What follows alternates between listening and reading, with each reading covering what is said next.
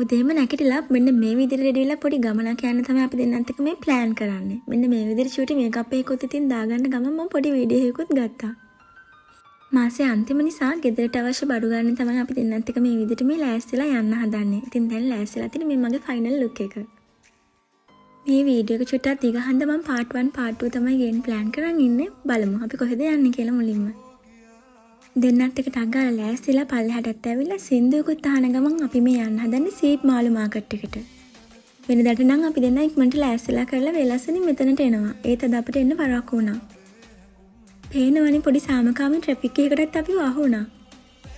මම නම් හරි ආසාවෙන් මේ ගමන හැමදාම යනවා. මොකද මෙතන හැමදේම තියෙනවා. චූටි කඩ තියෙන හන්ද මට දැනෙන්නේ මම ළඟාව ඉන්නවා වගේ.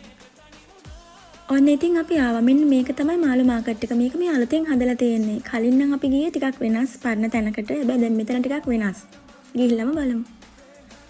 සිකුරාදා ඉතින් නිවාඩු දවස නිසා ඉතින් මෙතන චුට්ටක් බිසි. සෙනඟ ගොඩාක් ඉන්නවා. ඉතින් අපිත් සිකුරාදානේ ආවේ. සිකුරාදා කියන්නේ මෙහෙ නිවාඩු දවස. තෝරලා බලලා මෙන්න මේ මාළුව අරගත්තා. ඉතින් අපිට ඕන නිසා කරවල වලට. අපි ඉතින් දැන් මේ කපා ගන්න හදන්නේ. යාළුට චුටි ගානකොත් දෙන්න වෙනවා. ඒක කපන නිසා.